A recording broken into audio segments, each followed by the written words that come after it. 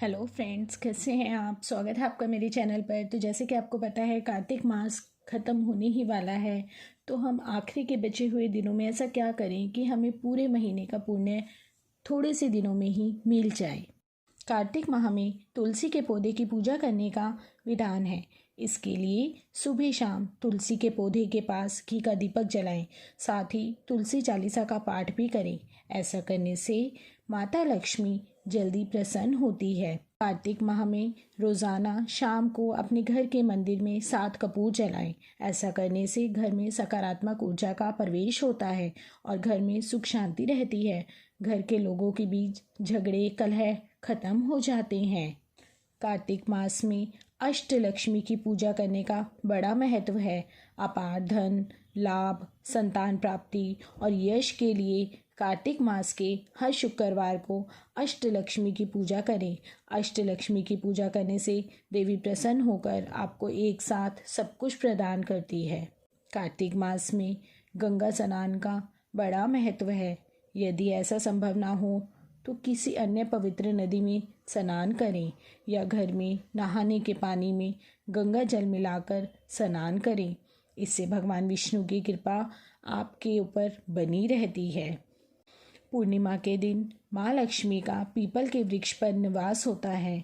पूर्णिमा के दिन जो भी जातक मीठे जल में दूध मिलाकर पीपल के पेड़ पर चढ़ाता है, उस पर माँ लक्ष्मी प्रसन्न होती है। कार्तिक मास में गरीबों को चावल दान करने से चंद्र ग्रह शुभ फल देता है। कार्तिक मास के प्रमुख त्योहारों पर घर के मुख्य द्वार पर आम के पत्तों का तोरण बांधना चाहिए। इस तरह इस माह शिवलिंग पर कच्चा दूध, शहद व गंगा जल मिलाकर चढ़ाने से भगवान शिव भी प्रसन्न होते हैं। कार्तिक मास में अपने घर के द्वार पर रंगोली ज़रूर बनाएं। इससे विशेष समृद्धि के योग बनते हैं तथा नवग्रह प्रसन्न होते हैं।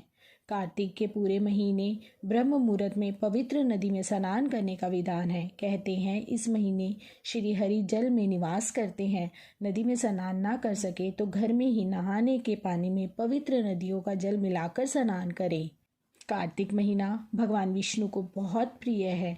ऐसे में पूरे महीने संध्या काल में तुलसी में घी का दीपक लगाकर पूजा करें। इससे सौभाग्य में बढ़ोतरी होती है। लेकिन अगर आप नहीं कर पाए हैं तो ये आखिरी के बचे हुए दिनों में ज़रूर तुलसी के नीचे दिया जलाएं। कार्तिक मास में भगवान विष्णु के स्वरूप माने गए भगवान शालिग्राम की पूजा करनी चाहिए। साथ ही प्रतिदिन गीता का पाठ करना चाहिए। कहते हैं इससे माँ लक्ष्मी बेहद प्रसन्न होती है। साधक को धन प्राप्ति प्राप्त होती है। इससे अक्षय पुण्य मिलता है और पाप कर्मों से मुक्ति मिलती है। कहते हैं कि निस्वार्थ भावना से किया गया दान कभी खाली नहीं जाता। लेकिन अगर कार्तिक माह में किसी गरीब या असहाय को अन्न, धन, कंबल का दान करने से आपकी जिंदगी भर के कष्ट दूर हो जाते हैं। कार्तिक महीने में दीप दान का विशेष महत्व है। मंदिर, नदी, तीर्थ स्थान या घर में दीप प्रज्वलित करें। कहते हैं इससे उज्जवल भविष्य की कामना पूर्ण होती है। तो आइए जानते हैं कार्तिक मास में क्या नहीं करना चाहिए।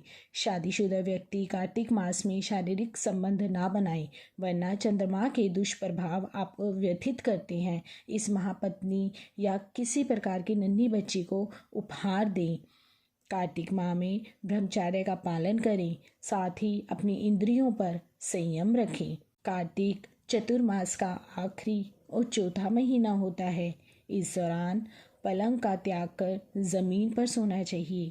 कहते हैं इससे मन में सात्विकता का भाव पैदा होता है और गलत विचार नहीं आते।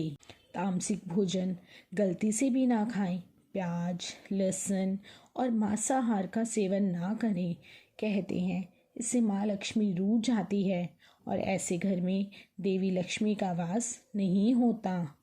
अगर आपको ये जानकारी अच्छी लगी है तो प्लीज़ मेरी वीडियो को ज़रूर लाइक कीजिए, शेयर कीजिए, कमेंट कीजिए और सब्सक्राइब करना ना भूलिए।